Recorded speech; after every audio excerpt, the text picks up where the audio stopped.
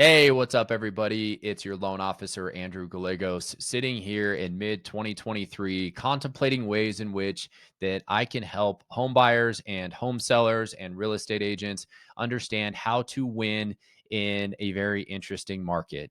Interest rates are still up, home values are still up, inventory's low.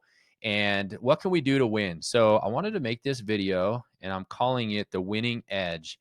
And we're going to be talking about temporary seller buydowns today. So we're going to be empowering buyers, sellers, and agents through these strategies. So, buyers, we're looking at purchasing a house, right? But we need a lower interest rate. These rates are insane right now. So, this video is for you, to find out how you can get a lower interest rate for the first few years of your term. Sellers, you need to sell your house. You need to incentivize buyers. This video is for you. Realtors who need to and want to understand how these temporary seller buy downs work. This is for you as well. So what is a seller temporary rate buy down? It's a strategy, and it's basically a financial agreement in real estate transactions, and it's used by sellers to incentivize buyers by reducing their initial mortgage payments for the first few years. In a seller buy down, the seller agrees to give seller concessions. They're contributing funds to temporarily reduce the buyer's rate, which is going to help them with a lower monthly payment, make them more comfortable with maybe buying at a higher price point. Um, there's a couple different types of buy downs. The ones that I have seen and used most commonly are the 2-1 and the 3-2-1 buy down. So those will be the ones that I'm talking about today. A 2-1 buy down is where the interest rate is reduced for the first 2 years of the term. A 3-2-1 buy down is where the rate is reduced for the first 3 years of the term. Pretty straightforward there. How does it work? So we'll just use the 3-2-1 as an example, and I'll come back to the 2-1 in a minute. But the numbers 3-2-1, they represent the interest rate reduction over the first 3 years. So for the first year, the interest rate is reduced by 3 percentage points. For example, if the original interest rate is 5%, then for the first year, the rate would be only 2% because it would be reduced by 3%. In the second year, the interest rate is reduced by 2 percentage points. If we use this example, then the interest rate would be 3% for the second year. And then for the third year, following the same line of thinking there, the interest rate would be 4%, 1% below 5%. So that's how it works. And then after that initial 3-year period, the interest rate then adjusts to the original rate. So in this example, it would go back up to 5% and it would stay there for the rest of the term.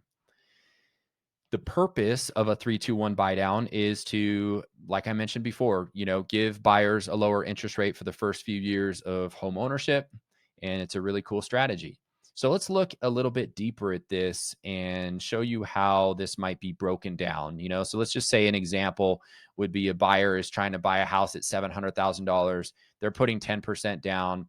The note rate, the original rate is 6.75%. So if we jump over here to year 4, they're looking at a payment of 45.86 with the taxes and the insurance included here. Pretty steep, right? So let's say they do a 3-2-1 buy down. So you can see in year 1, that rate would be 3.75%. So 3 percentage points lower than the original rate, which is awesome because now the payment is down here at 34.17, saves them $1,168 per month, about $14,000 over the first year. Year 2, rate would be 4.75%. Year 3, it'd be 5.75%. You can see the monthly and the annual savings here. Now, this is going to save the buyer over the first 3 years by $28,535. What does that mean for the seller? Well, that's the amount of concessions that the seller will be giving the buyer. So the seller's basically paying for this 3-2-1 buy down. So they would be giving a $28,000 535 concession. Pretty steep for the seller, awesome for the buyer. If we do a 2-1 buy down, it's cheaper for the seller, not quite as much savings for the buyer, although it is still a lot of savings for the buyer. So 2-1 buy down, same sort of example, 700 purchase price, going rate of 6.75%. For the first year here, it would be 4.75. And then for the second year, it'd be 5.75. Third year on, it'd be 6.75%. So it's basically taking out this year 1 on the 3-2-1, and it's just it's these 2 years. So the cost of this is 14,500, and that's what a 2-1 buy down looks like. So situations that we see these in, typically we've got a home sitting on the market for longer than desired or longer than expected, and the seller needs to sell their house. They've got it listed, so maybe they're considering doing a price reduction, or maybe just open to paying some concessions, or we've got a buyer just not comfortable with higher payments, so maybe they're thinking about making a lower offer or asking for some concessions. Typically it's a combination between these two things, but there could be other situations where this comes up as well. That's where we see it though. So let's talk about this though. Let's get a little bit deeper into how a 3-2-1 or a 2-1 buy down might make more sense for both the buyer and the seller compared to a price reduction. And I'm cutting this off a little bit at the top, but that says better than a price reduction. So this first column here is just a $700,000 purchase price, buyer putting 10% down, rate 6.75%. We've got a P&I payment of around 4,600. They're putting 70,000 down, right? That's just the going rate. Or that's just one example, right? Without any price reduction or seller buy downs. The second option here, let's say that the seller drops the price on their listing down to 670. So it's a $30,000 reduction. So pretty significant from a seller standpoint. But look at the monthly payment for the buyer. If they're coming in, putting the same 10% down payment, I mean, they save about $3,000 in cash at closing, but the monthly payment's only 4,400 as opposed to, 4,586. So it's not even a $200 monthly savings for the buyer. So big chunk that the seller has to come down, not a ton of savings for the buyer. Let's look at a 3-2-1 buy down year one. So let's say the seller, instead of doing a price reduction, let's say they just give $30,000 in concession, right? So they'd be netting the same amount as selling for 670 without any concessions, but they're going to sell for 700 with 30,000 in concessions. That's going to pay for the 3-2-1 buy down. The first year, principal and interest, the buyer's monthly payment is over $1,000 cheaper, than either of these first two options. So a lot of bang for your buck from the buyer. This is going to attract a buyer's attention, I believe, a lot more than just coming down by $200. Even though that's permanent there, the temporary buy down is a lot of savings for the first few years of the term. So I just wanted to show you what that looks like on paper. And then another thing too, if let's say the seller needs to net like a $700,000 sales price. Well, if obviously if we're comfortable with the appraisal, or maybe we know we can get an appraisal waiver, or maybe there is some appraisal bridge gap funds, let's say the buyer comes in here at 730 and asks for a $30,000 concession. Well, it's only $73,000. So only $3,000 more than, just buying it at 700,000. And then the total monthly payment is $1,000 cheaper because they're doing a 3-2-1 buy down. So again, just very powerful option for the buyer. Seller could still potentially net what they were going to sell, or what they were going to net if they sold at 700,000 without any concession. So just something to think about to kind of strategize and use in your negotiations when trying to put a deal together here. Now, some things to consider.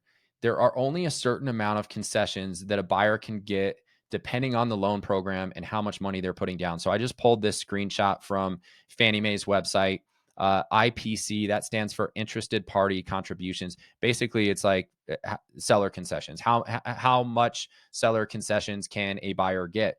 Well, it depends on their down payment for one. So if they're putting 10% down or more, or I guess in between 10% and 25% down, they can get up to 6% in concessions.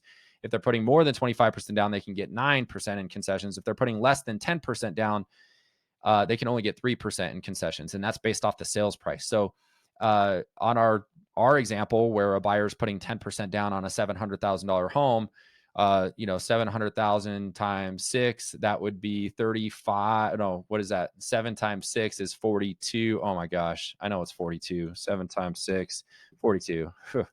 On the spot here. But yeah, $42,000 in concessions. So they'd be fine with getting that 3-2-1 buy down. But if they're putting 3% or 5% down, 3%, then they could only get 3% of the purchase price. So 3% of 700,000 is 21,000. So they would not have enough, or they would not be able to get enough to get a 3-2-1 buy down in that case. So in that case, they'd have to go with the 2-1 buy down. So again, that's where the lender you really need to involve the lender to make sure the lender can tell you how much the buyer can get, and you do need to get the full amount of a buy down if you're going to do it. So like on that 3-2-1 option, we know it's 28,500 to get the 3-2-1 buy down.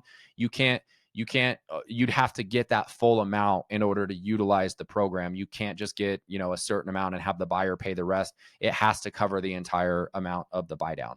So lender should be involved. I always am. Also, certain loan programs don't allow them, like Chafa or other down payment assistance providers typically won't allow them. Some jumbo investors won't do them. Just check with the lender for the buyer, make sure that it is a loan program that will allow for a buy down like this. Um, Also, you can do a permanent buy down and a temporary buy down on the same loan. So maybe the buyer wants to permanently buy their rate down from 6.75% down to 6%. Maybe they pay a 2-point buy down there. They could still add a temporary buy down on top of that. So if our rate's 6% instead of being 6.75%, then the rate for the first year would be 3, and then 4, then 5, then back up to 6. So we can do both, and I've seen that on a few transactions already. A big question I get is, hey, if I do this buy down and rates drop next year, permanent to a point to where I can permanently drop the interest rate quite a bit lower than even the temporary buy down option, then you can refinance. There's no prepayment penalties on these, and any funds left over will go towards the principal loan balance on the refinance, which is great. So the buyer still gets to utilize those concessions, just in a different way.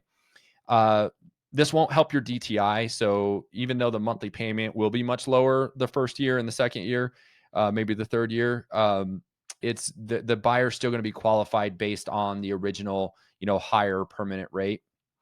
And that's all I have for you. So if you have any questions, maybe you've got a listing that's in this situation, or if you're a buyer, or if you know a buyer that's looking at trying to get creative to get a lower interest rate, reach out to me. This is my contact information. I'm always happy to help. Thanks so much for watching the video, and I'll talk to you soon.